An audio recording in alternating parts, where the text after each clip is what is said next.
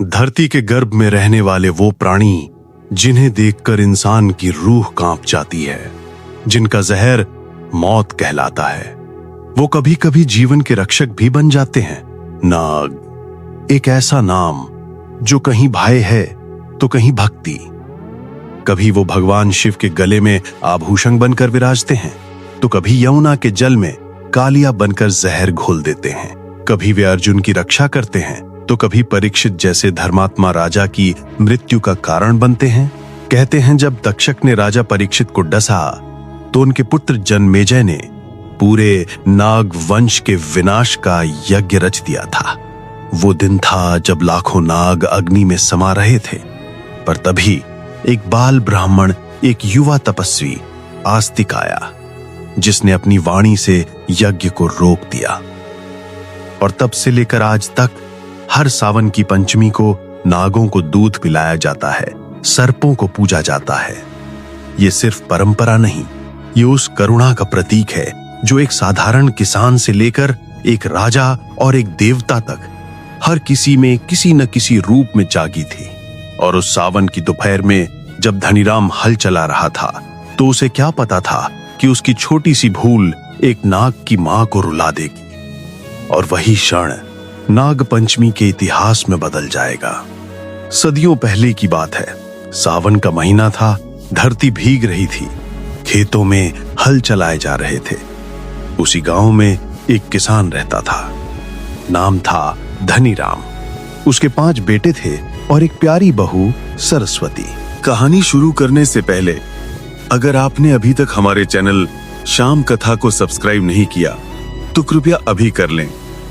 आपके एक लाइक, एक कमेंट और एक सब्सक्राइब से हमें नई कहानियां लाने की प्रेरणा मिलती है, और ये भावनात्मक यात्राएं आप तक और भी गहराई से पहुंचती हैं। तो चलिए अब शुरू करते हैं आज की कथा। सुन सरस्वती, आज खेत में पानी भर गया है, माटी भारी हो गई है। जरा लड़कों को भेज दे, हल चलाना है। देर हो गए तो बीज नहीं जमेंगे।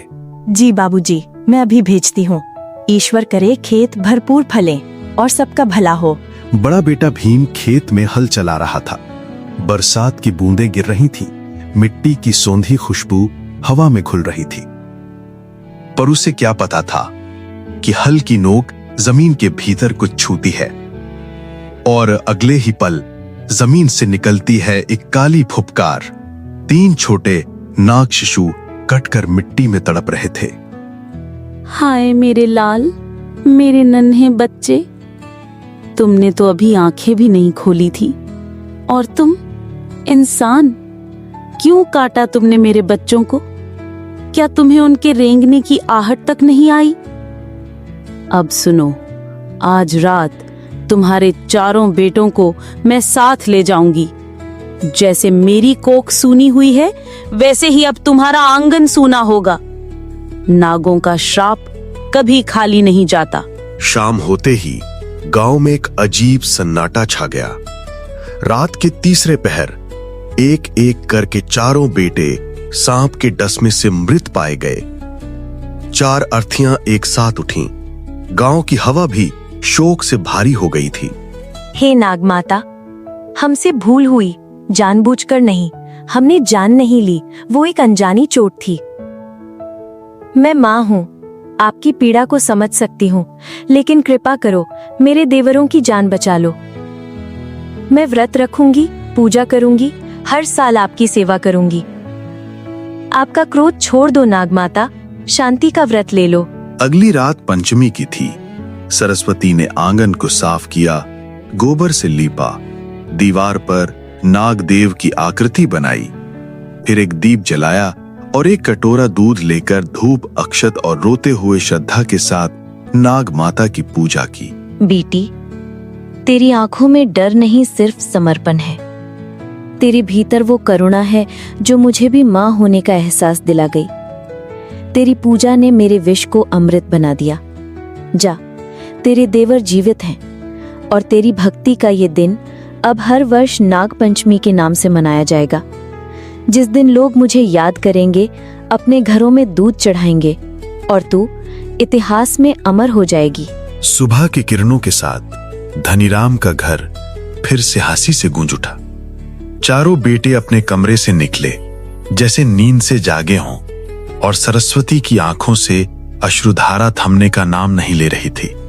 उसने जमीन को छुआ, नागदेव को प्रणाम किया और जीवन को एक नई शुरुआत दी। तब से हर सावन शुक्ल पक्ष की पंचमी को लोग नागों की पूजा करते हैं, क्योंकि उस दिन एक मां ने एक नागिन को माफ करना सिखाया और एक नागिन ने इंसानों को करुणा का पाठ पढ़ाया। नागपंचमी कोई अंधविश्वास नहीं, ये प्रकृति के हर जीव के प्रति श्रद्धा का प्रतीक है। नागदेव सिर्फ सांप नहीं, वो चेतना है, ऊर्जा है, कुंडलिनी है।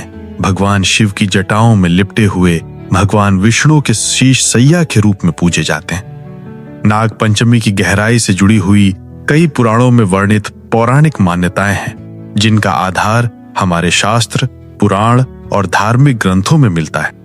कालिया नाग को भी श्री कृष्ण ने नहीं मारा, बस उसे उसकी भूल का एहसास कराया और फिर क्षमा कर दिया।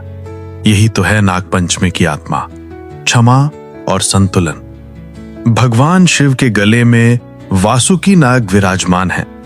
वासुकी ही वो नाग हैं जो समुद्र मंथन में मंदराचल को लपेटकर रस्सी का कार्य कर रहे थे। शिवजी का ये स्वरूप बताता है कि नाग कोई डरावनी वस्तु नहीं, बल्कि शक्ति और संरक्षण का प्रतीक है।